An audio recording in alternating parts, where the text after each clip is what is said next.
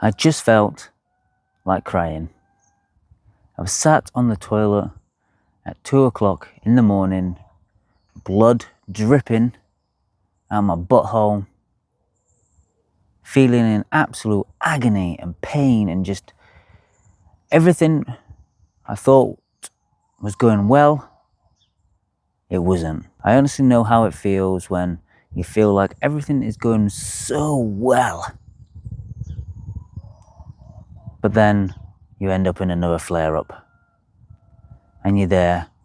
You feel like crying. You feel like, why is this happening to me again? I don't think people really realize how debilitating this disease can be. How much you really just want to get back to being your normal self and just being able to live a happy, joyful life without having to worry about where the toilets are. Worry about when you're having a flare-up, how exhausted you feel. You get bedbound, or you get literally just feel like utter crap all the time. I wish people understood that this disease actually takes away your life. And it's sad to see that there is no solution that seems to be generic for like everyone who's got UC.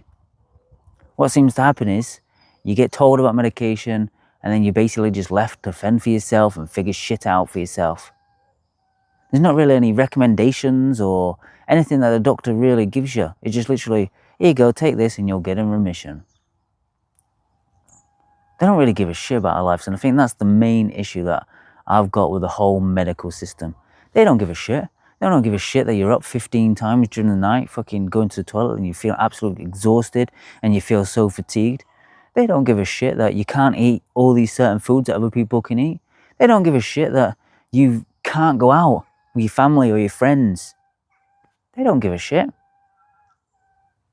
And then you go online and you try and find the solution yourself, and then there's different conflicting information. So there's people that say that you need to be a vegetarian. There's people that say that you need to be carnivore. There's people that say that you need to do FODMAPs. There's people that say you need to do GAPs. There's people saying that you need to do AIPs. All these different solutions out there to get into remission. So you think to yourself, holy fucking shit.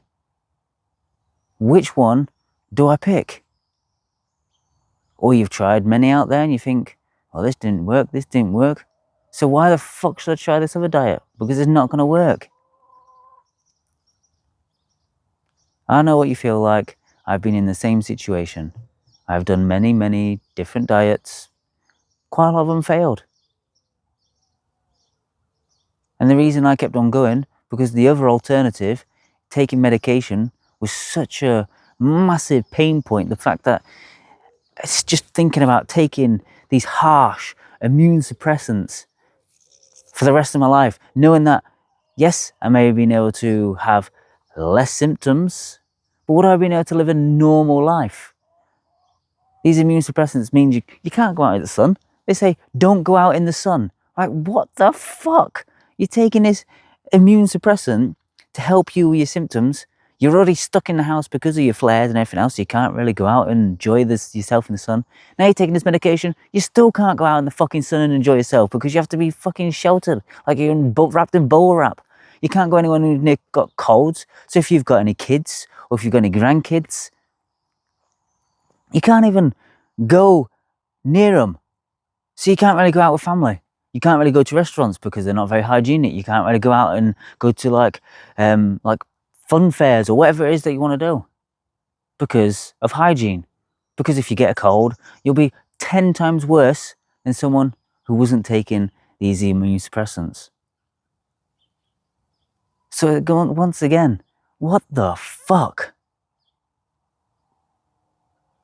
Like, honestly, I think the problem is we've been told and instructed IBD isn't curable.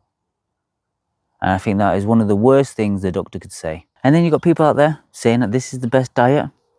And I'm one of the people. I say the carnivore diet is the best diet to go for because it removes all the irritants like fiber, processed sugars, seed oils. All these things can irritate your bowels. Obviously, when you're inflamed and you're trying to eat all this stuff, it just goes through and it irritates it. So why not remove more? Then there's other people that's preaching the vegetarian diet. So you should be eating all this fiber, you shouldn't be eating any meat whatsoever.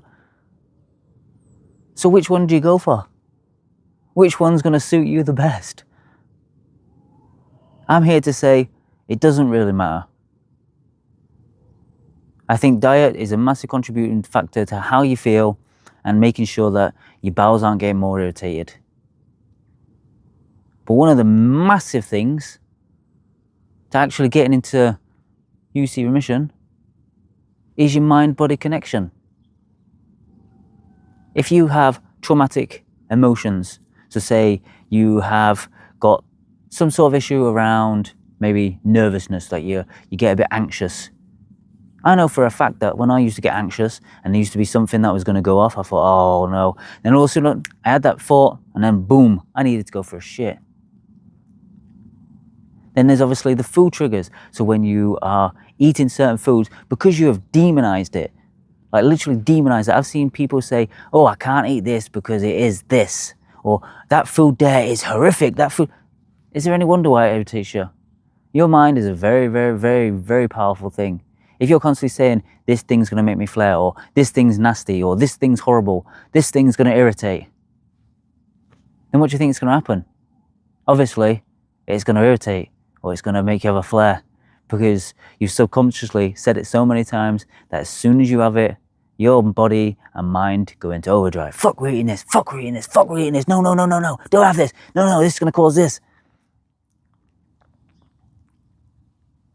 So with any nutrition plan that you're going to start, if you're saying to yourself, this isn't going to work, this is going to be, another boring diet, this isn't going to get me into remission, then what do you think is going to happen?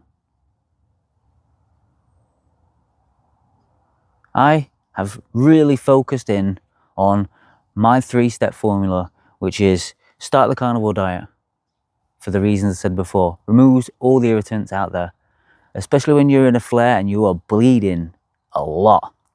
What do you think is going to be the most useful thing to do? Is take out things that are going to irritate it. Not just that, we get so bombarded with sugars and crap that we get addicted to it. So if you do this for a certain amount of time, it clears out your whole system, you feel refreshed, you have more energy, less brain fog, less joint pain. So why wouldn't you want to do this diet and really focus in on actually making you feel fantastic? So it's not just about helping you remove the irritants and heal your gut, because the certain foods in the carnivore diet, like, well, you've got ribeye steak for a start. The iron in it, well, you're losing loads of blood. So the iron will help you, obviously, not be anemic.